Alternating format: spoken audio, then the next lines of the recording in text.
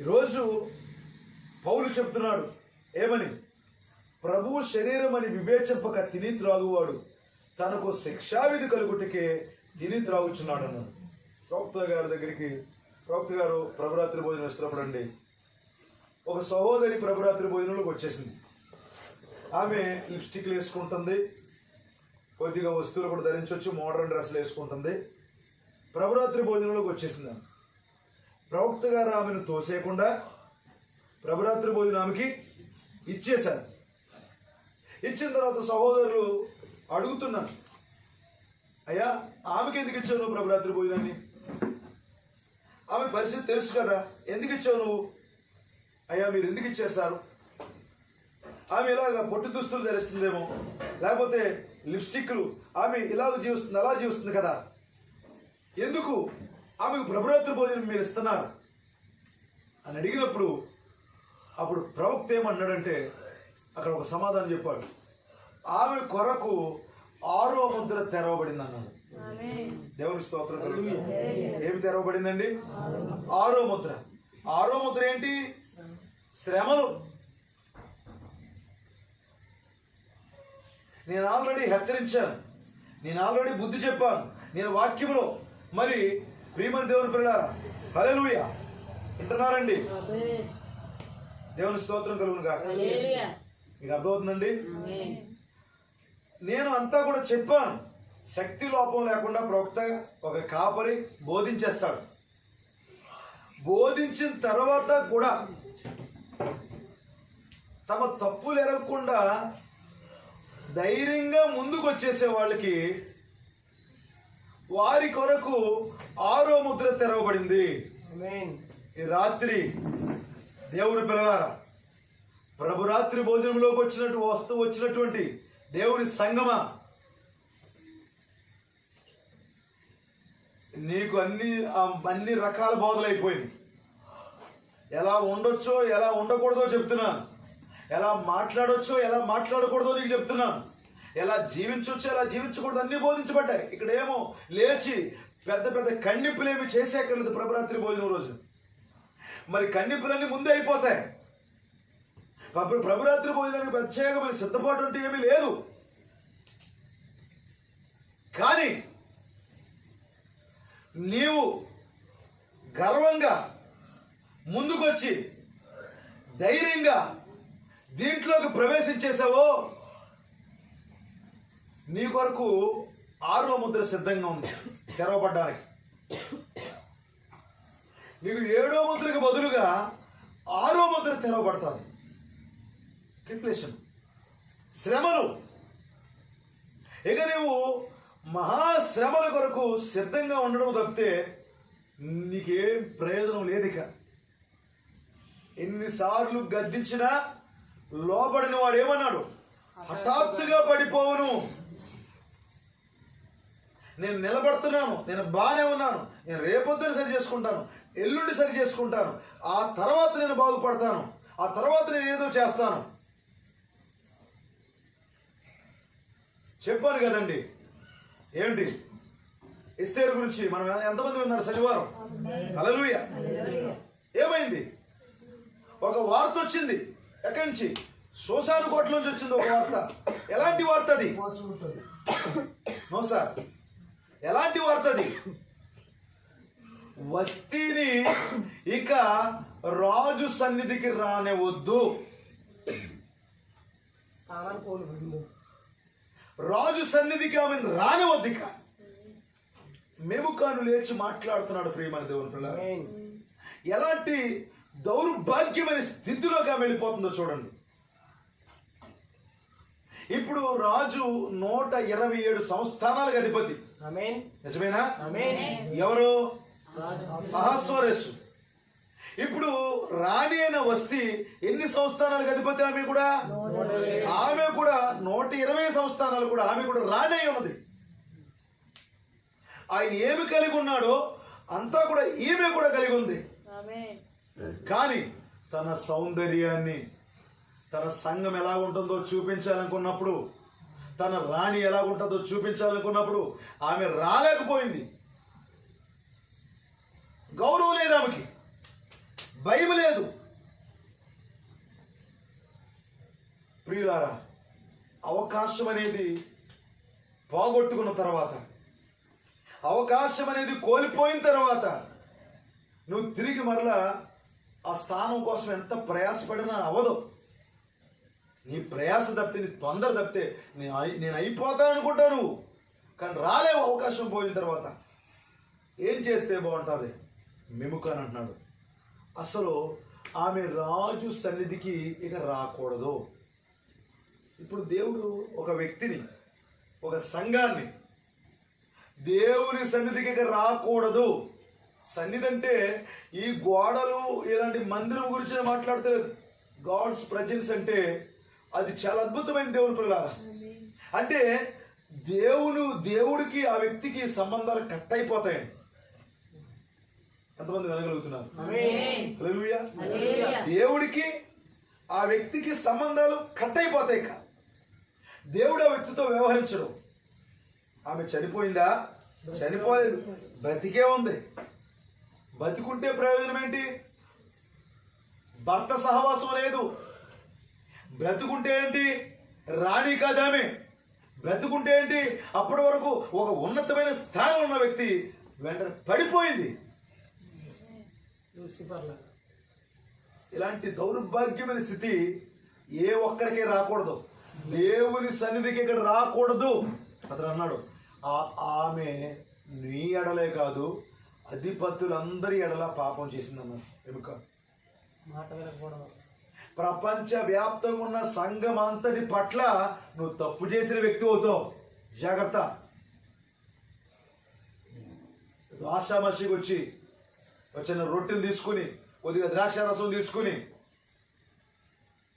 నేను చాలా ఇప్పుడు నేను దుఃఖపడతాను చూడండి, ఇప్పుడు నేను సమర్పించుకుంటాను చూడండి, ఇప్పుడు నేను కన్నీరు గారుతున్నాను చూడండి, ఇప్పుడు నేను తాత్కాలికంగా మరమ్మతులు చేసుకుంటాను చూడండి. ఇదంతా సంఘ శాఖలకు చెల్లినివ్వండి. ఇవి శాఖ సంబంధమైన సంఘాలకు చెల్లినివి. అప్పటికప్పుడు దుఃఖపడతారు, అప్పటికప్పుడు ఏదో సిలువను గుర్తు చేసుకుంటారు, అప్పటికప్పుడు ఒక పాట పాడతారు. ఇదంతా యాక్షన్ లాగా ఉంటుందండి అది. కానీ తిరిగి జన్మించిన వ్యక్తులు వాళ్ళు ఎప్పుడు సిద్ధంగా ఉంటారు. వాళ్ళకి ఎప్పుడో పశ్చాత్తాపడతారు. వాళ్ళు ఎప్పుడో సిద్ధపడిపోయి ఉంటారు. వాళ్ళు హల్లెలూయా. 6వ ముద్ర నీకు తెరవబడకూడదు. 6వ ముద్ర కొరకు కాదు నువ్వు సిద్ధపరచబడింది. నువ్వు 7వ ముద్ర నీకు తెరవబడాలి. హల్లెలూయా. తన స్థానంలోంచి పడిపోయిన తర్వాత ఏడ్చాడు ఎవరు? యోధా. ఏం జరిగింది? ముక్కాల ముంచగానే దెయ్యం ఎంటర్ అయింది. వాళ్ళ లోపల దెయ్యం ఎంటర్ అయింది. వాడు ఆ ప్రభురాత్రి భోజనంలోకి వస్తున్నాడు. ఏం జరిగింది? ఇప్పుడు దెయ్యం ప్రభురాత్రి భోజనంలోకి వచ్చిందా? ఎస్. ఇప్పుడు యోధాలో ఎవరున్నారు? ప్రవక్త చెప్పాడండి, యోధా బాప్తిసం పొందినప్పుడు అతను ఉన్న దెయ్యం బాప్తిసం పొందింది. యోధా సువార్త చెప్తున్నప్పుడు అతని లోపల ఉన్న దెయ్యం సువార్త చెప్పింది. అయితే మరి యోధా ప్రభురాత్రి భోజనం తీసుకున్నప్పుడు ఎవరు తీసుకున్నారు? అతని లోపల ఉన్న దెయ్యం తీసుకుంది. ఈ రాత్రి నీ పరిస్థితి ఏంటి? ఎవరున్నారు నీ లోపల? ఈ విధంగా నేను అడగొచ్చా?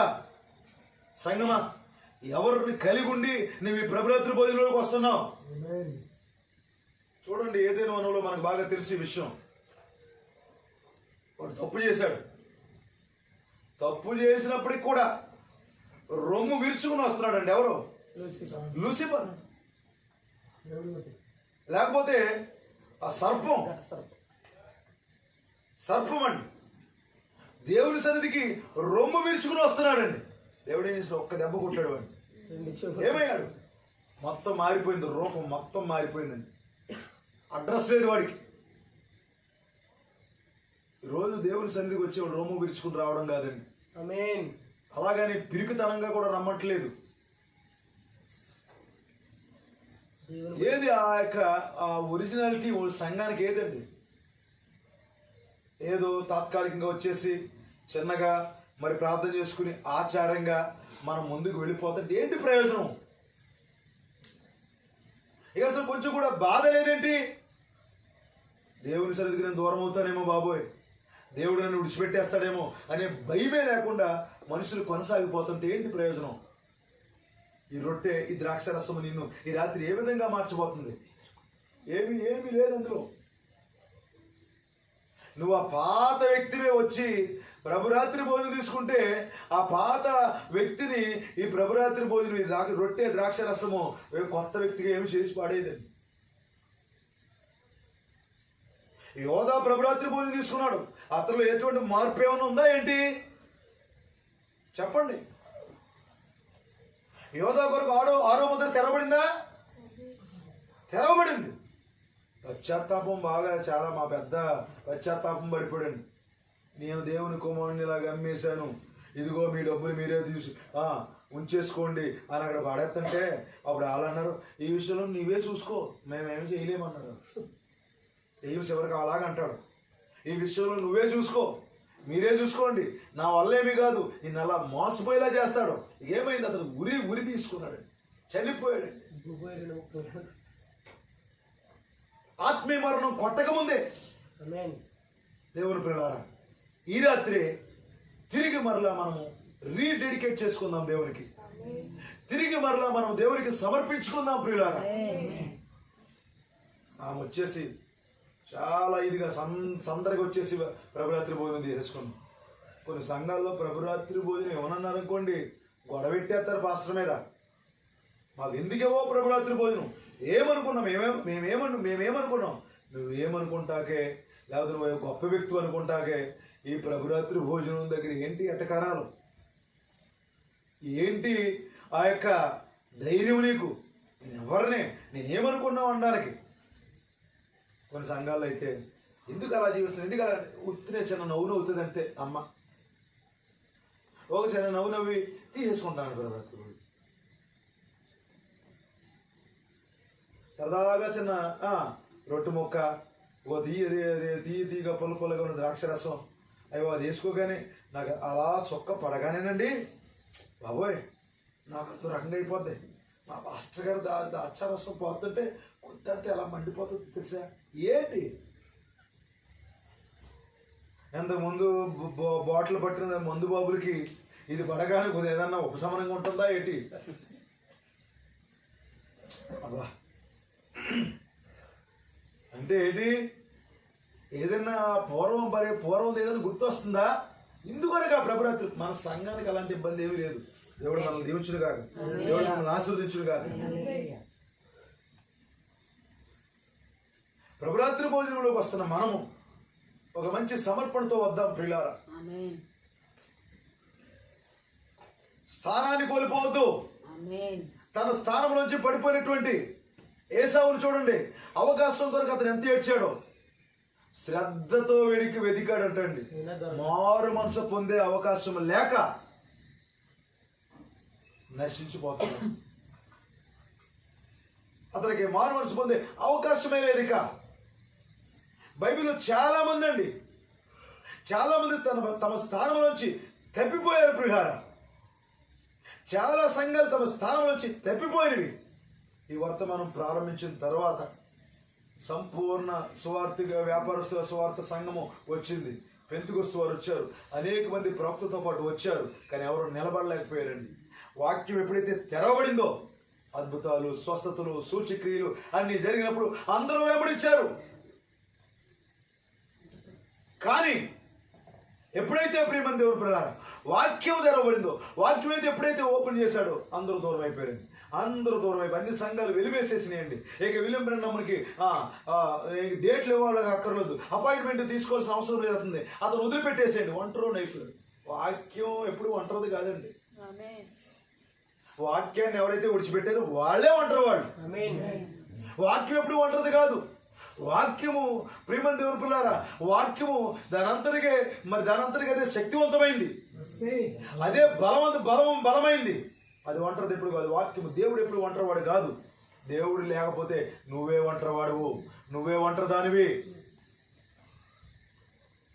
ఈ రాత్రి క్రీస్తునందు ప్రియమైన దేవుని పిల్లారా, ఎంతమంది మీ జీవితాల్ని దేవునికి సమర్పించుకోవాలనుకున్నారు? ఈ రాత్రి రీడెడికేట్ చేసుకోవాలనుకుంటున్నారు, మునుపటి వలే కాకుండా ప్రభువా నీ కొరకు ఒక నూతనమైన సమర్పణతో నేను ముందుకు వెళ్తాను ప్రభువా. ఒక తీర్మానం తీసుకుంటాను నేను.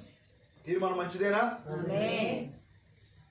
తీర్మానాలు ఆ తర్వాత ఏంటవి శిలాపలకాల్లాగా తీర్మానాలు తీసుకుని వదిలిపెట్టి శిలాపలకాలు రాజకీయ నాయకులు పాతారు అంతే, అవి శిలాపలకాలుగానే ఉంటాయి.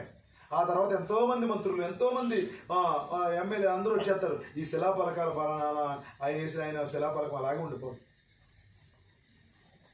కనుక శిలాపలకాలు వేసి వదిలేసినట్టు కానీ మీరు కూడా సమర్పించుకుని అలా వదిలిపెట్టేయకండి. ఎంతమంది రాత్రి మీ జీవితాలు దేవుని సమర్పించుకున్నారు ప్రియమైన దేవుని పిల్లలారా? హల్లెలూయా.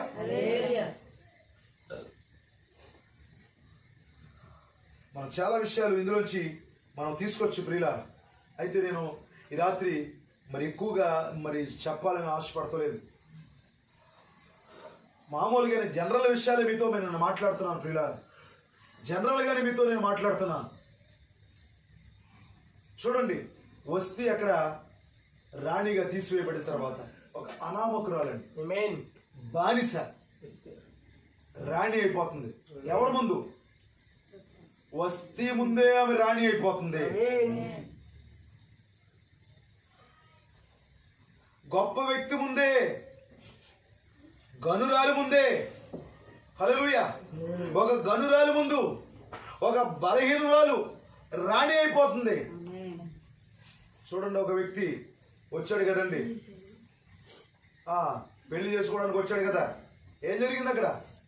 పెళ్లి చేసుకోవడానికి వస్తే ఆ పెద్ద పెద్ద వ్యక్తులందరినీ తప్పించుకుని అంట్లు తోముకుంటున్నటువంటి ఒక ఆమెకి అతడు ఉంగరాన్ని ఇచ్చి వెళ్ళిపోయాడండి. ఒక అనామకురాలు అక్కడ వధువు అయిపోతుంది. ఎవరికి ఇస్తావు నీ స్థానాన్ని? నీ స్థానాన్ని ఎవరికైనా ఇచ్చేస్తావా? నువ్వు ఆ స్థానంలో తప్పిపోతావా? ఒక్క వ్యక్తి కూడా ఈరోజు తప్పిపోకూడదని దేవుడు ఆలోచిస్తున్నాడు. ఈ రాత్రి దేవుడు నీ సమర్పణ చూడాలని ఆశపడుతున్నాడు. ఒక్క ముంచాడంతే, దెయ్యం ఎంటర్ అయిపోయింది. చాలా మంచి విషయాలు అందులో మనం చూసుకున్నాం ప్రియులారా. గతంలో నేను మీతో చాలా విషయాలు మాట్లాడాను. అతను వెంటనే అప్పగిస్తున్నాడు ఎవరిని? వాక్యాన్ని. ఆ గడియ ప్రత్యక్షతను అతను అమ్మేస్తున్నాడు ప్రియులారా. ఎప్పుడు ఇదంతా జరిగింది? ప్రభు రాత్రి భోజనం తీసుకున్నాడు, దెయ్యం ప్రవేశించింది. ఆ గడియ ప్రత్యక్షతను, ఆ గడియలో ఆయన ఎవరైనా 7వ ముద్ర అమ్మేస్తున్నాడు. ఎప్పుడైతే నువ్వు సరైన విత్తనాలు కాదో, నువ్వు దేవుని కుమారుడు కాకపోతే, నువ్వు దేవుని కుమార్తె కాకపోతే నువ్వు నెక్స్ట్ చేసే పని ఏంటో తెలుసా? ఈ వాక్యాన్ని అమ్మకానికి పెడతావు. ఈ వాక్యంతో వ్యాపారం చేస్తావు నువ్వు. ఈ వాక్యంతో నువ్వు చెలగట్టబడతావు నువ్వు. ఆ మాట నేను ఉపయోగించవచ్చా? ఈ వాక్యంతో నువ్వు ఆటలాడతావు. జాగ్రత్త, నీకు తెలియదు ఈ వాక్యానికి వ్యతిరేకంగా నువ్వు పనిచేస్తున్నావని. ఈ గడియ ప్రత్యక్షతకు నువ్వు వ్యతిరేకంగా పనిచేస్తావు, నీకు తెలియదు. నీకు తెలియకుండానే ఈ ప్రత్యక్షతకు నువ్వు వ్యతిరేకంగా పనిచేయడం మొదలు పెడతావు. Be careful. జాగ్రత్తగా ఉండండి ప్రియమైన దేవుని పిల్లలారా. అతడు ప్రభురాత్రి భోజనం తీసుకున్నాడు, స్వార్థ ప్రకటించాడా? స్వార్థ ప్రకటించేశాడు, సేవ చేశాడు, దెయ్యాలు వెళ్ళగొట్టేశాడు. అబ్బో అద్భుతాలు, సూచక్రియలు అవన్నీ చేసుకుని వచ్చేసి ఆఖరిలో ప్రభురాత్రి భోజనం తీసుకుని అవకాశం కొరకు చూసి అతను నమ్మేశాడు ప్రియులారా. స్థానం వచ్చి తప్పిపోయాడు. చాలాసార్లు చెప్పాను మీకు. ఏంటి? యోధా ఇస్కరియోతు అతడు తప్పిపోకపోతే అతడు ఏమై ఉంది నేను చెప్పాను మీకు. అతడే మొదటి సంఘకాలపు దూత అవ్వాలి. ఎలాగా? అతడు మొదటి సంఘకాలపు దూత అవ్వడం ఏంటి? మరి అతని స్థానంలో మత్తీయ పేరుని పెట్టి మత్తీయని ఏర్పాటు చేసుకున్నారు వీళ్ళు. ఎవరు? అపోస్తులు అందరూ కలిసి ఏం చేశారంటే మిగతా 11 మంది మరి చేతులెత్తి ప్రార్థన చేసి చీట్ వేశారు. ఎవరి పేరు వచ్చింది? మత్తీయ. మత్తయ్య కాదు, మత్తీయ అతని పేరు వచ్చిందండి. ఇప్పుడు పోగొట్టుకున్న స్థానంలోంచి 12వ వాడిగా ఆ వ్యక్తిని ఎన్నుకున్నారండి. అయితే ప్రవక్త ఏమన్నాడు? మత్తి అని మనుషులు ఎన్నుకున్నారంటండి, కానీ పౌల్ని దేవుడు ఎన్నుకున్నాడు. హల్లెలూయా. మరి ఇప్పుడు యోధా స్థానంలో ఎవరు ఎన్నుకోబడ్డారు? 12వ వాడిగా పౌలు ఎన్నుకున్నాడు. మరి ఆ స్థానం ఎవరిది? అతడిదే. అతడు పోగొట్టుకున్నాడు. ఈ రాత్రి నువ్వు ఏం పోగొట్టుకున్నావు చూడు, ఏం పోగొట్టుకున్నావు చూడు. నువ్వు ఈ రాత్రి నీకు దేవుడు అమూల్యమైనటువంటి స్థానాన్ని ఇచ్చాడు సంఘంలో. ఈ భూమి మీద దేవుని కొరకు జీవించే ఒక కృపనిచ్చాడు దేవుడు నీకు. రోసి వేసుకోకు దయచేసి. దీంతో ఆటలాడొద్దు. ఈ రక్తం అండి, ఇప్పుడు చూడండి, మనం ప్రభురాత్రి భోజనం తీసుకున్నప్పుడు ద్రాక్ష రసం నిల్వ చేసి పెడతాం కదండి. నిల్వ చేసిన ద్రాక్ష రసం ఎలా ఉంటుంది? చాలా ఘాటుగా ఉంటుంది, నిజమా కాదా? నిల్వ అయ్యే కొద్ది దానికి పవరు పెరుగుతుంది. మరి ప్రభు అయిన యేసుక్రీస్తు రక్తం 2000 సంవత్సరాల నుంచి అది ఉన్నదా లేదా? పవర్ పెరుగుతుందా తగ్గుతుందా? పవర్ పెరుగుతుంది. మరి పవర్ పెరుగుతుందంటే దానికి తగ్గట్టుగా నీ భక్తి ఉండాలి, అక్కలొద్దా? అలా లేకపోతే ఏమవుతుంది? అది నిన్ను మట్టు పెడతాది. ఆ వాక్యం చేతికి చిక్క చంపేస్తుంది నిన్ను. ఏంటండి బాబు వాక్యం చంపేయడం ఏంటండి? దేవుడు నాయనకు ఒక వైపున సంఘశాఖలు అందరూ చెప్పుకునేది ఏంటి?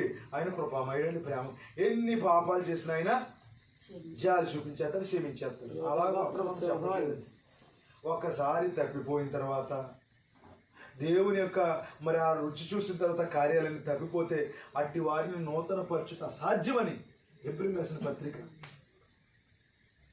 ప్రవక్త చెప్పిన వర్తమానంలో కూడా చాలా వర్తమానంలో మనం చూస్తున్నాం. ఎందుకు ఈ స్థానం నుంచి తప్పుకుంటున్నావు నువ్వు? ఎందుకు దేవుడు నీకు ఇచ్చినటువంటి ఆ కృపను నువ్వు కాళ్ళతో తన్నేసుకుంటావు? ఈ రాత్రి ఉన్న పాటుని దావీదు అన్నాడు. ఏమన్నాడు? దేవా నా యందు శుద్ధ హృదయం కలుగు చేయి. ఏమన్నాడు? నీ సన్నిధిలో నుండి 51వ కీర్తన చదవండి. 51వ కీర్తన 51వ కీర్తన.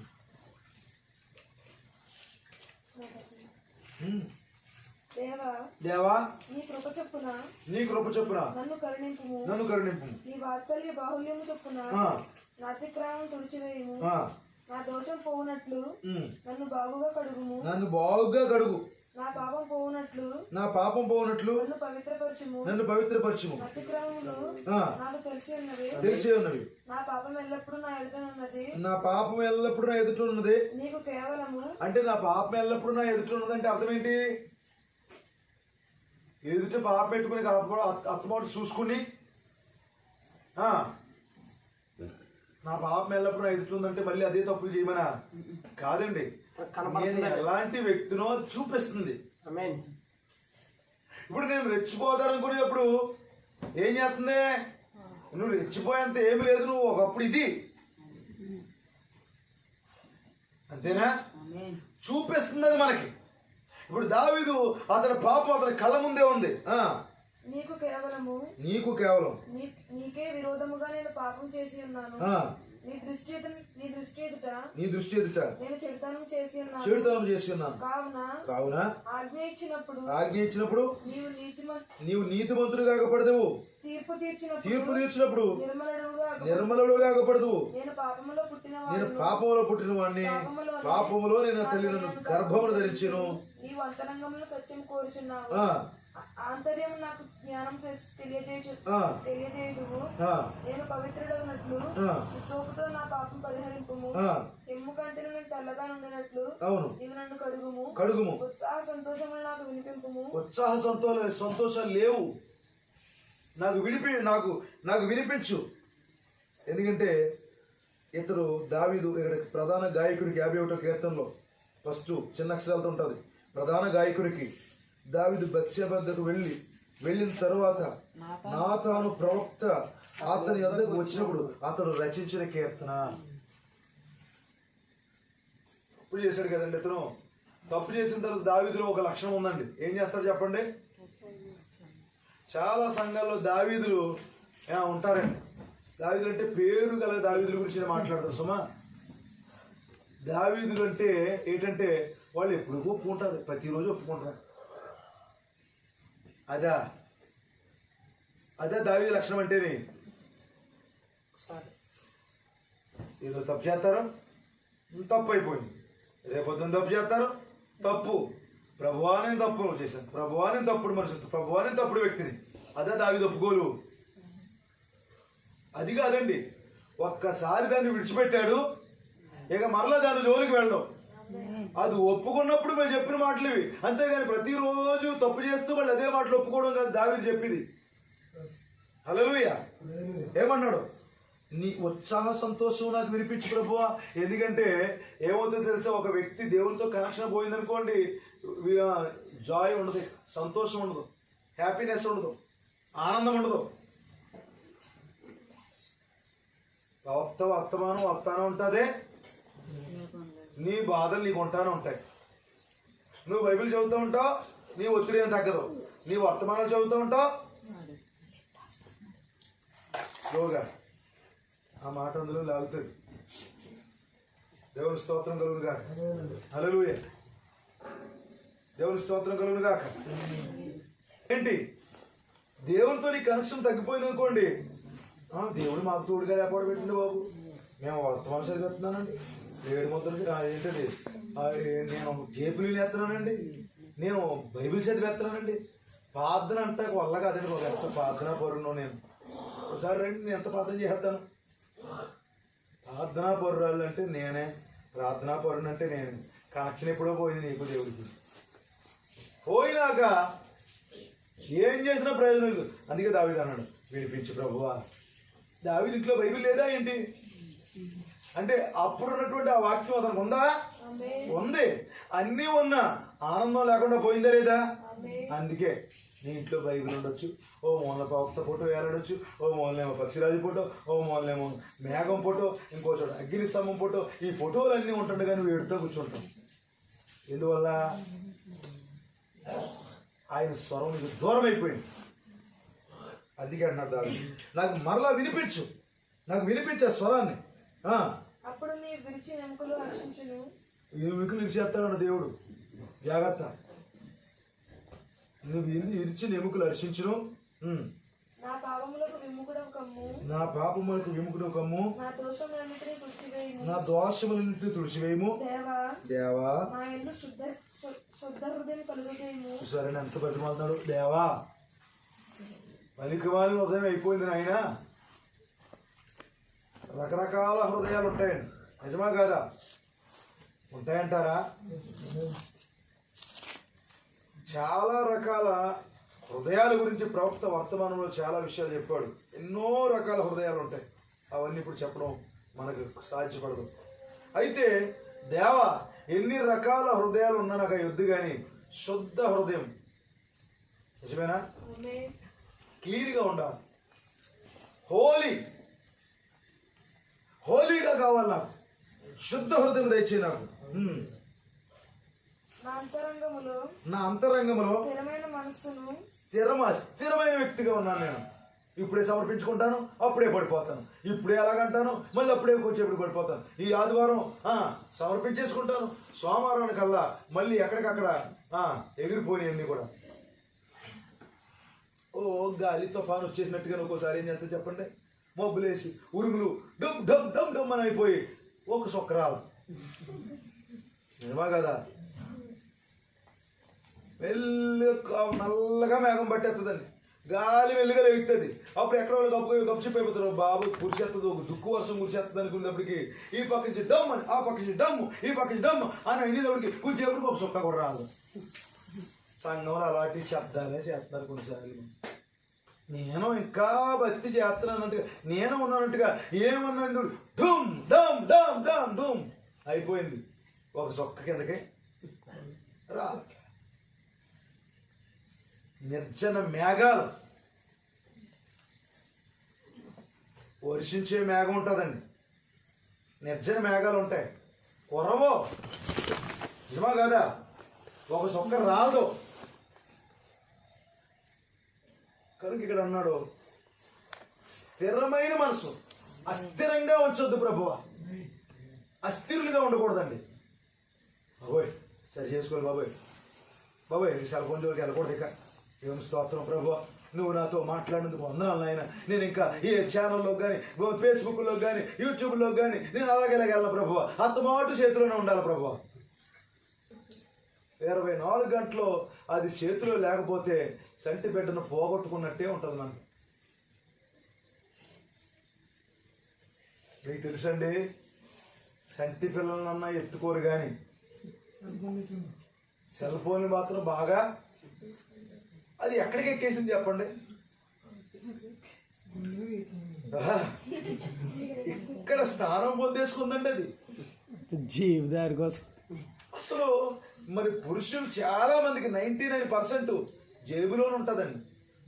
అక్కడ ఇక్కడ ఎవరో కొంతమంది కొద్దిగా మెయింటెనెన్స్ చేస్తారేమో కానీ ఇక పురుషులందరూ ఇక్కడ పెట్టేసుకున్నారు దాన్ని. బ్యాలెన్స్ అయిపోయినప్పుడు అండి, అది గిరగిరా తిరుగుతున్నప్పుడు మొఖాలు ఉంటాయండి. ఏంటి ఇప్పుడు అంతా బాగా వచ్చేసింది కదండి. అవసరమైతే సెల్ ఫోన్లోంచి మన సెల్ ఫోన్కి రీఛార్జ్ చేసుకుని టెక్నాలజీ వచ్చేసింది కదండి. అలా బ్యాలెన్స్ అయిపోద్ది. అలర్ట్ అనే మెసేజ్ రాగానే మీరు 90% యూజ్ చేశారు కానీ అయ్యి బాబు ఇది ఆగిపోద్దేమని వెంటనే మనం నెట్ రీఛార్జ్ చేసుకోవడం. మనకు తెలిసిన వాళ్ళు ఎవరు ఉంటారు, ఫోన్ చేసి రీఛార్జ్ చేసుకోవడం. ఎంత ఇలాగ దీన్ని నువ్వు చూడకూడదు, అలా చేయకూడదు, ఇలా వాడకూడదు అని అనుకుంటావు కానీ దానికి ప్రథమ స్థానం బైబిల్ కూడా అంతలా మొయ్యం. అందుకన్నాడు స్థిరమైన మనసు మరలా నాకు నూతనంగా పుట్టించు ప్రభు. తర్వాత నీ సన్నిధిలో నుండి ఇది ప్రార్థన చేయండి దేవుణ్ణి. ఎందుకంటే వస్తే ఏమైంది, ఆయన సన్నిధిలోంచి త్రోసివేయబడింది. ఇక ఆయన సన్నిధిలోంచి మీరు త్రోసివేయబడడానికి వీలు లేదు. మీకే వదిలేస్తున్నాను, మీరే సమర్పించుకోండి, మీరే దేవుణ్ణి అడగండి. ప్రభువా నీ సన్నిధిలోంచి నన్ను త్రోసివేయద్దు, నీ పరిశుద్ధాత్మను హల్లెలూయా. మీకు తెలుసా, దావీదు పాపం చేస్తున్నప్పుడు దావీదు లోపల ఉన్న పరిశుద్ధాత్మను తొక్కి పాపం చేశాడు. అతను తొక్కడం అంటే ఏంటి, తిరస్కరించడం, దాన్ని త్రోసేయడం. దేవుడు బలవంత పెడుతున్నా, దేవుడు వాక్యం చెప్పినా, దేవుడు ఎంత ప్రేమించినా, అనేక ఉద్యోగాలు తీసుకొచ్చినా దాన్ని లెక్కలేని తరంగా ఉండడం. దావీదు పాపం చేస్తున్నాడు, తను ఉన్న పరిశుద్ధాత్మను తొక్కాడు అని అన్నాడు. పరిశుద్ధాత్మను తీసేందు ప్రభువా, నీ రక్షణానందం నాకు మరలా పుట్టించుము. హల్లెలూయా, నీ రక్షణానందం నాకు మరలా కావాలి. దేవుని స్తోత్రములు. ఎన్నో కీర్తనది 50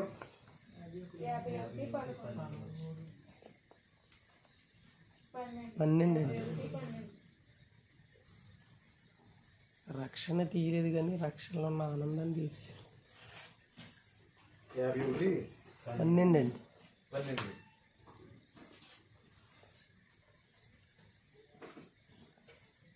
Restore unto me the joy of thy salvation.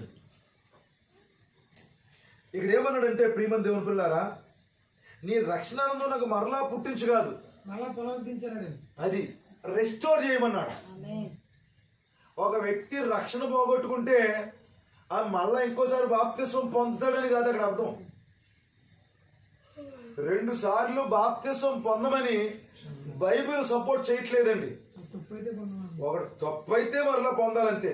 నువ్వు తప్పుడు బాప్తిసం పొందనుకో, నువ్వు ప్రభువుని యేసుక్రీస్తునామములో బాప్తిసం పొందకుండా నువ్వు ఇవి ఏమో రకరకాల బాప్తిసాలు పొందితే మరలా తిరిగి పొందుతావు, అంతవరకే.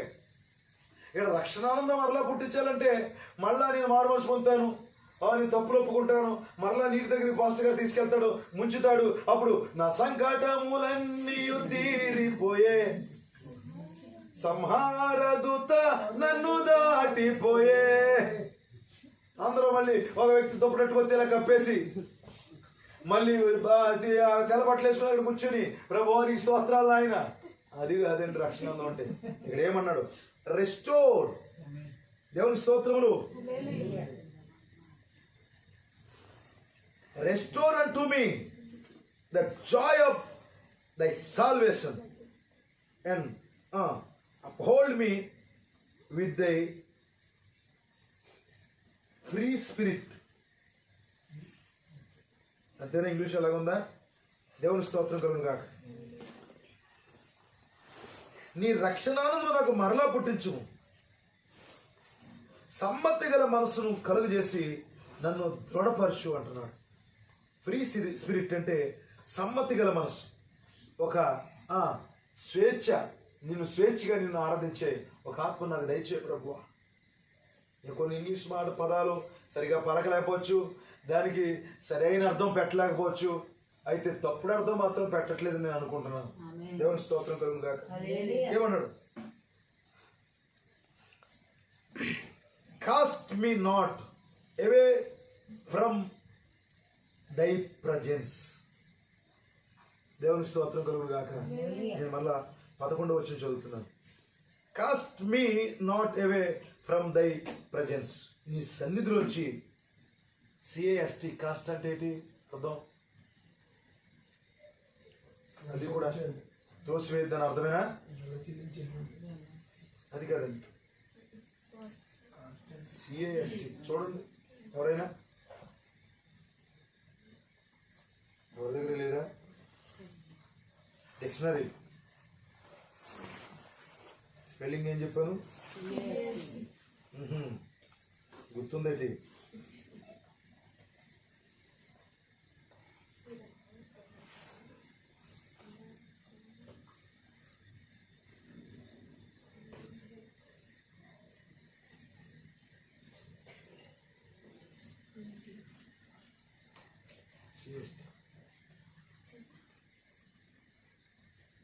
సరే, మనం మరి కొన్నిసార్లు డిక్షనరీలు కూడా మనం అనుకున్నాం. Create in me a clean heart.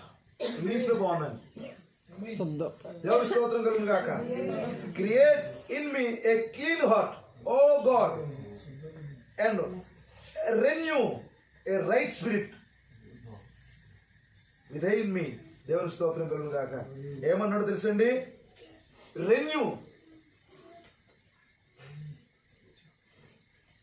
Create in me a clean heart. నా లోపల శుద్ధ హృదయం, పరిశుభ్రంగా ఉండాలి. దిక్కుమాలిన విషయాలన్నీ నా లోపలికి రాకూడదు ప్రభువా. లోక సంగతులన్నీ రాకూడదు. అన్ని అక్కర్లేని సంగతులన్నీ నేను నెత్తి మీద ఎత్తుకోకూడదు ప్రభువా. క్లీన్ గా ఉంచిన ఆయన. మంచిదేని ప్రార్థన? ఎంతమంది చేస్తున్నారు ప్రార్థన? క్లీన్ గా ఉండాలని. అన్ని విషయాలు లోపలికి రానిచ్చేసామనుకోండి, కుదురు ఉండదు నీ జీవితానికి. నిజమా కాదా? అన్నీ మనం పెట్టేసుకున్నామంటే కుదురు లేక నీ కుదురు ఉండదు, పక్కోడికి కుదురు ఉండదు. అందుకే దేవుడిని అడగండి, create in me a new heart, clean heart O God and renew అన్నాడు. అంటే నూతనంగా పుట్టించు స్థిరమైన మనసు. అంటే రెన్యూ అంటే, ఇప్పుడు ఒకటి రెన్యూ అంటే అర్థం ఏంటండి సార్? ఇలాగండి, రెన్యూ అంటే అర్థం ఏంటి? ఇప్పుడు ఒకటే అది ఆగిపోయింది అనుకోండి, మళ్ళీ దాన్ని మనం ఏం చేసుకుంటాం? రెన్యూ చేసుకుంటాం. రెన్యూ అంటే తెలుగులో దాని పదం, సరైన పదం ఉంటుంది కానీ మనకి అది పని చేయదు. ఇప్పుడు దాన్ని రెన్యూ చేయించుకుంటే మళ్ళీ తిరిగి పని చేస్తుంది. దాన్ని ఒక విధంగా ఛార్జింగ్ పెట్టినట్టు అనమాట అండి. లేకపోతే దాన్ని మళ్ళీ ఆగిపోయింది, దాన్ని ముందుకు నడిపించినట్టు రెన్యూ చేయమన్నాడు. దేవుని స్తోత్రం కలుగును గాక.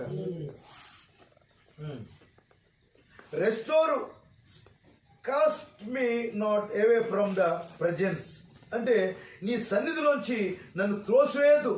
అండ్ టేక్ నాట్ దై హోలీ స్పిరిట్ ఫర్ మీ. అర్థమవుతుందండి? అండ్ టేక్ నాట్, దయచేసి తీసేయద్దు, దై హోలీ స్పిరిట్ ఫర్ మీ. ఆమేన్. నీ పరిశుద్ధాత్మను తీసేసుకోవద్దు ప్రభువా.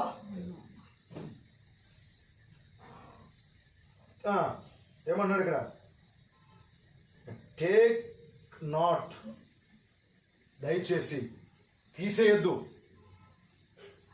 దేవుడు ఏదైనా నీకు ఇచ్చినప్పుడు కాపాడుకోవడం నేర్చుకో, అడగడం నేర్చుకో దేవుణ్ణి. నీకు మంచి స్థితి ఇచ్చాడు, మంచి కుటుంబం ఇచ్చాడు, మంచి భర్తనిచ్చాడు, మంచి భార్యనిచ్చాడు, మంచి సంఘం ఇచ్చాడు, మంచి వాక్యం ఇచ్చాడు, మంచి కాపరిని ఇచ్చాడు. ఆయనే ప్రధాన కాపరిగా ఉన్నాడు. ఏంటి బాధ? భక్తి చేసుకోవడానికి దేవుణ్ణి అడగండి. రాత్రి త్రోసేద్దు నన్ను, అవన్నీ తీసేద్దు నన్ను నా దగ్గర నుంచి. ఏమన్నాడు? రెస్టోర్ అంటూ మీ ద జాయ్ ఆఫ్ దై salvation and uphold me with దై ఫ్రీ స్పిరిట్. దేవుని స్తోత్రం కలుగును గాక. ఇంకేమన్నాడు?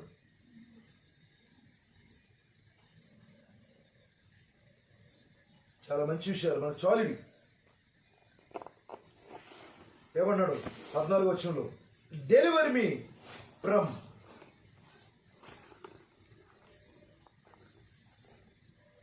బోల్డ్ పెయిల్టీనెస్. ఇంగ్లీష్ మనం చదవలేము. దేవుని స్తోత్రం కలుగును గాక. ఎదురన్నాడు, ప్రభువా క్షమించండి, బోల్డ్ కాదు, బ్లడ్. ఇక్కడ ఏమన్నాడంటే రక్తాపరాధం అన్నాడు. ఇంగ్లీష్లో కూడా చక్కగానే మాట్లాడాడు. ఓ God, thou God of my salvation, and my tongue shall sing aloud of thy righteousness. దేవుని స్తోత్రం కలుగును గాక. దేవా, నా రక్షణకర్తయగు దేవా, రక్తప్రాధమును నన్ను విడిపించు. అప్పుడు నా నాలుక నీ నీతిని గురించి ఉత్సాహగానం చేయును. ఇప్పుడు ప్రభు యేసుక్రీస్తు రక్తం తీసుకున్నామా? మనం ప్రభు యేసుక్రీస్తు శరీరం తీసుకున్నామా? ఎందుకు? రక్తాపరాధం నుంచి తొలగించుకోవడానికి. ఎక్కడ రక్తాపరాధం? ఏదైనా వనములో మన బిడ్డ పాడైపోయింది ప్రియుల, నిజమేనా? రక్తం చెడిపోయింది అక్కడ. ఇప్పుడు రక్తాపరాధం నుంచి దేవుడు విడిపించడానికి ఆయన రక్తం ఇచ్చి మనల్ని కోరుకున్నాడు. ఎంతమంది సంతోషంగా ఉన్నారు? హల్లెలూయా. ఎంతమంది మరి రాత్రి తమ జీవితాలు ఉన్న పరంగా దేవుని సమర్పించుకోవాలనుకుంటున్నారు? త్రోసివేయబడకండి ఆయన సన్నిధిలో. ఆ దినం భయంకరంగా ఉంటుంది.